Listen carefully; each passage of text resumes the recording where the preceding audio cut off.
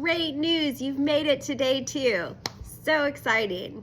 All right, so today we're reading Genesis 3 through 5 and Job 3 to 4.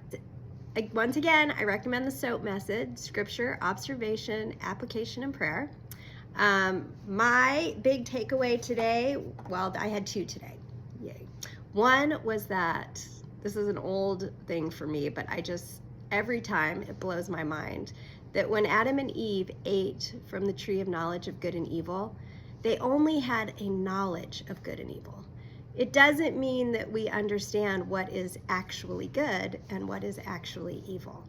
So, TV can be a good thing for certain, or actually, let's use a better one. Our social media can be a good thing in certain circumstances.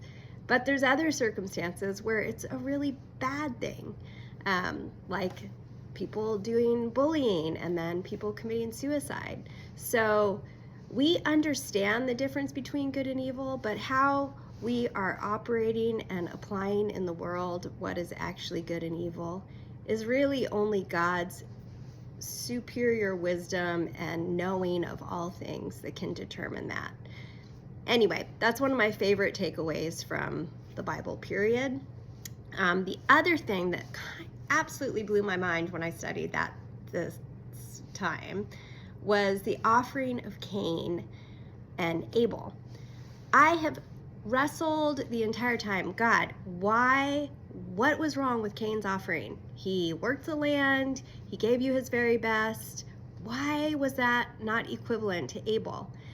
This is the first time in all of my Bible studies that I realized Cain's offering was not a reflection of what God had told Adam and Eve to do. Adam and Eve were supposed to take care of the animals. And as a consequence of doing the one thing that God told them not to do and eating from the tree of knowledge of good and evil, he said, you will now have to take care of the land. That was Adam's consequence for his mistrust of God and doing his own thing. So the reason I'm thinking perhaps why Cain's offering was not as pleasing to God as Abel's is because Cain was also doing his own thing.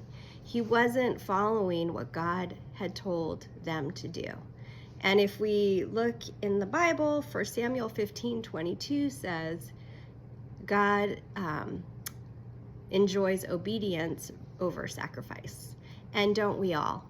If I'm getting a present and I say, I really want X, and someone gives me Y, I will like Y, but what I really wanted was X.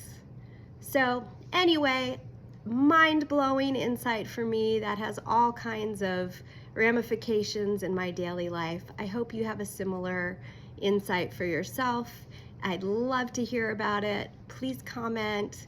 Please follow me, pass this on if this resonates with you to anyone else, and let's keep going. Tomorrow is day 3 of reading in the Bible. If you want to get ahead, it's Genesis 6 through 8 and Job 5 through 6. Hope you have a great day, and I'll see you tomorrow morning.